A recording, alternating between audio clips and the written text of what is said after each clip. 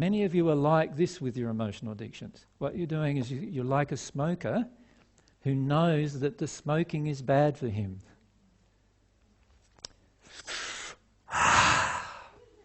Just filled up those lungs with that crappy air, that eats away those little, creates little polyps in my lungs. And yeah, this is really bad for me. I can feel it, it's affecting my jogging. When I go jogging, I don't get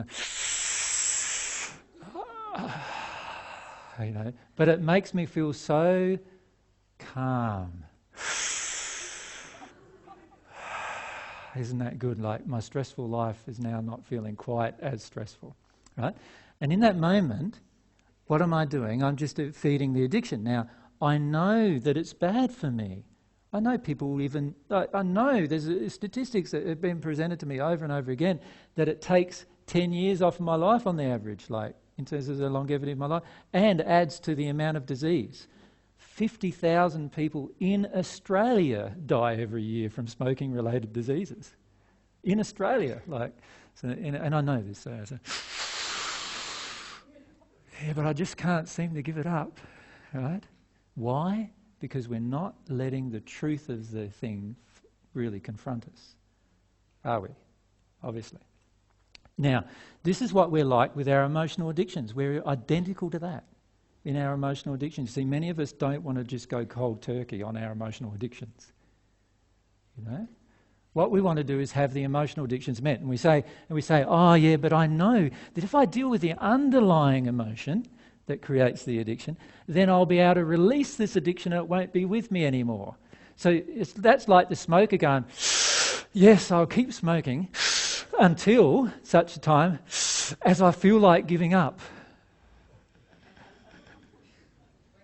Now, the chances of him feeling like giving up as he's smoking are high, not very high, are they really? Right? Because the smoke is feeding the addiction. You see, while we're feeding the emotional addiction, we've got all these spirits around us feeding our emotional addiction. We've got all these people around us on the earth feeding our emotional addiction and keeping our emotional addiction in play. And unless I'm willing to go cold turkey on some of these addictions, I am never going to shake them. Ever. So how do you deal with the emotional addiction of comfort?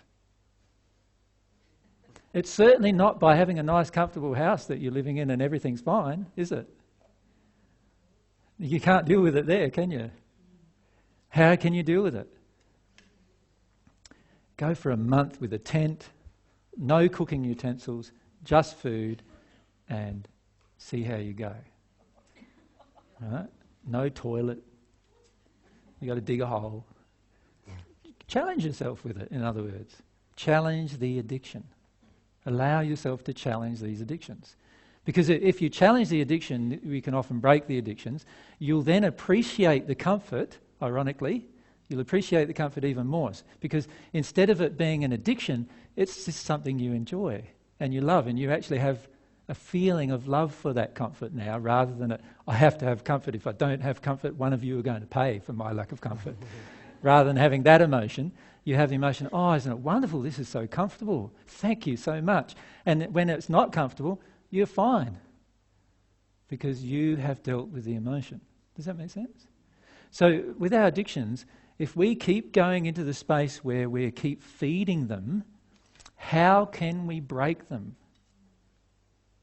Right? So if one of your addictions is, say, sex with every beautiful person that comes along into your life, if that's your addiction, how are you ever going to break that addiction and find the underlying emotion? It's certainly not by continuing to have sex with every beautiful person that comes into your life that you're actually going to confront that addiction. If your addiction is lying whenever you're confronted with your shame, right? If that's your addiction, how are you ever going to confront that addiction without telling the truth when you feel ashamed? Telling the truth and feeling ashamed is the only way to confront that addiction. Can you see that? And so every single one of these addictions that I have, and this is something I want to discuss with you further after the break, is every single addiction that I have, what is going to happen is any spirit or person on earth who wishes to manipulate and control me emotionally in any way or physically in any way now has an opportunity to do so. Any one of those. Anything.